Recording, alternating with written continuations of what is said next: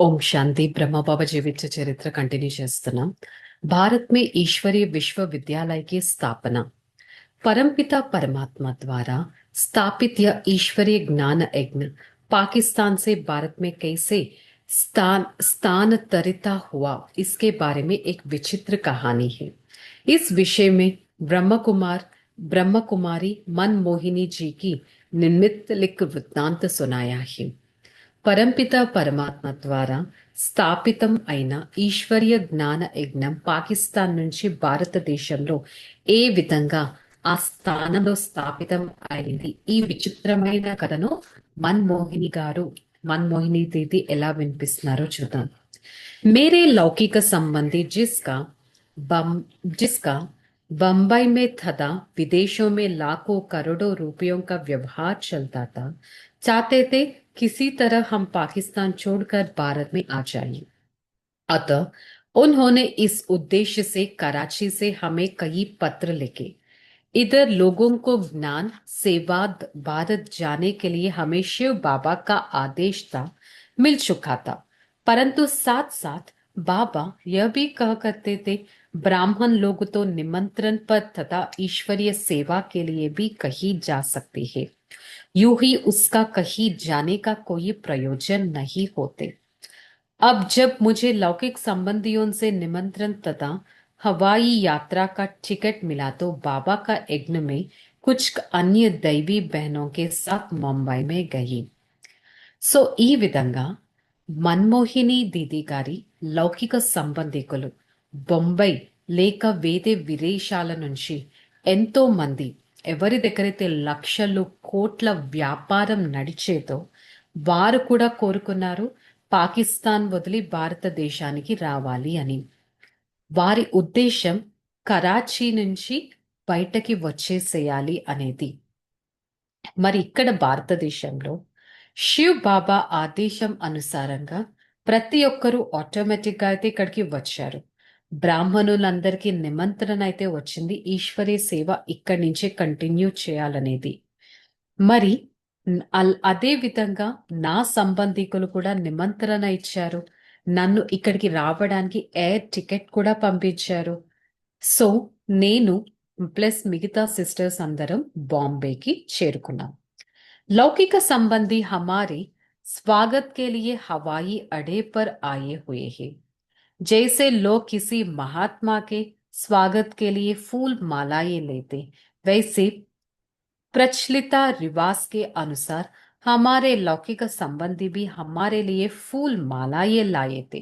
परंतु हम लोगों तो बाबा की ओर से यह शिक्षा मिली हुई थी, फूल मालाएं स्वीकार नहीं कर सकते हैं, क्योंकि ये मालाएं केवल देवी देवता ही पूर्ण पवित्र होते हैं व धारण करने के अधिकार है.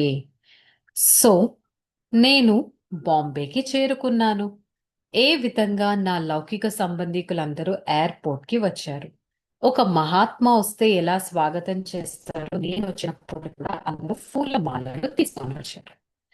నేను ఏం శిక్షణ తీసుకున్నాను బాబా నుంచి? పూల మాల అనేది ఎప్పుడు వేసుకోవడానికి అర్హత లేదు. ఆ అర్హత కేవలం దేవీ దేవతలు ఎవరైతే పవిత్రంగా ఉండేవారో వారికే అర్హత ఉంది. మరి నేను ఇంకా దేవీ దేవత సమానంగా కంప్లీట్ పవిత్రంగా అయితే అవ్వలేదు. నేను ఇంకా పురుషార్థిగానే ఉన్నాను, సేవాదారిగానే ఉన్నాను. సో నేను ఇంకా ఆ మాల నా మెడలో వేసుకోవడానికి, ధారణ చేయడానికి ఒప్పుకోలేదు. మరి इस प्रकार बाबा के द्वारा मिली शिक्षाओं को पालन करने के लिए लोग अपने लौकिक संबंधियों के यहाँ आ गई. సో ఈ విధంగా బాబా ద్వారా లభించిన ఈ శిక్షణలను పాలన చేయడానికి నేను లౌకిక సంబంధీకుల దగ్గరికి వచ్చాను.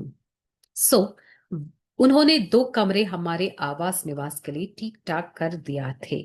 వారు నేను ఉండడానికి 2 రూమ్స్ చక్కగా నివసించడానికి సెట్ చేసేశారు. నా నా నేను ఉండాల్సిన రూమ్ ని కూడా ఎంతో బాగా సెట్ చేసేశారు. लौकिक संबंधियों को प्रभु परिचय भी दे सकते हैं. ఎంత బ్యూటిఫుల్ గా రూమ్ సెట్ చేశారంటే నేను ఆ రూమ్ నుంచి ప్రతి ఒక్కరికి లౌకిక సంబంధికులకి ప్రభు పరిచయాన్ని ఇచ్చేటట్టు. బస్ यूं ही हम संबंधियों को यहाँ जाकर ठहरी, त्यों ही अर्थात पहले दिन से ही हमारा लौकिक संबंधी तथा अन्य आत्माओं को ईश्वरी ज्ञान सुनने के लिए हमारे पास आने लगे. సో దాది రాగానే అదే డే నుంచి ప్రతి ఒక్కరికి లౌకిక సంబంధులకి జ్ఞానం ఇవ్వడం మొదలు పెట్టారు. ఈశ్వర్య జ్ఞానం వినిపించడానికి చాలా మంది దాది దగ్గరికి వచ్చారు. ఇది ఆలోచిస్తూ ఉంటే ఎంత సంతోషం కలిగేదో. ప్రారంభం నుంచి ఓం మండలిలో ఎవరైతే నన్ను వెళ్ళడానికే ఆపేసేవారు, వారు ఈరోజు నా నా జీవితాన్ని చూసి ప్రభావితం అయ్యి జ్ఞానాన్ని వినడానికి ఇక్కడ ఎంత ఉత్సాహంగా నా దగ్గరికి వచ్చారు. మరి ఎంత సంతోషంగా ఉంది ఈ కారణంతో. బాబా సదా అనేవారు, అమ్మాయి నువ్వు మొదట మీ లౌకిక ఇంట్లో వాళ్ళకి సుఖాన్ని ఇవ్వాలి. Charity begins at home. ఈ విధంగా ఆ వచనాల అనుసారంగా నేను ఫస్ట్ నా లౌకిక సంబంధీలకి జ్ఞాన సేవను చేయటం మొదలు పెట్టాను. బాబా చెప్పారు, బ్రహ్మ కన్య ఎవరైతే వారు అమ్మగారి ఇంటి నుంచి అత్తగారి ఇంటికి వచ్చినా కూడా ఆ అమ్మగారి ఇంటిని ఎప్పుడు ఉద్ధరణ చేయాలి అని అనుకుంటారు. మరి అలాగే నేను కూడా ఈశ్వర్య జ్ఞానాన్ని ప్రాప్తి చేసుకున్నాను. करने से पहले विवाहित थी, ईश्वरीय ज्ञान प्राप्त करने से पहले विवाहित थी. अब कुमारी व्रत धारण करने के अपने मायके वालों से तथा ससुरे वालों को भी ईश्वरीय ज्ञान द्वारा अतीन्द्रिय सुख देने की यत्न करती है.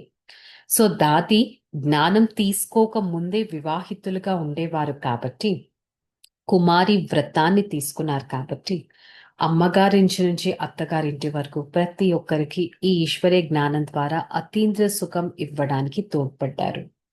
ఈ విధంగా సంబంధికులందరి జ్ఞాన సేవడం చేయడం మొదలుపెట్టారు. ప్రతి ఒక్కరికి అనుభవాన్ని చేయించారు. ఈశ్వరీయ ఆదేశాన్ని వినిపించారు.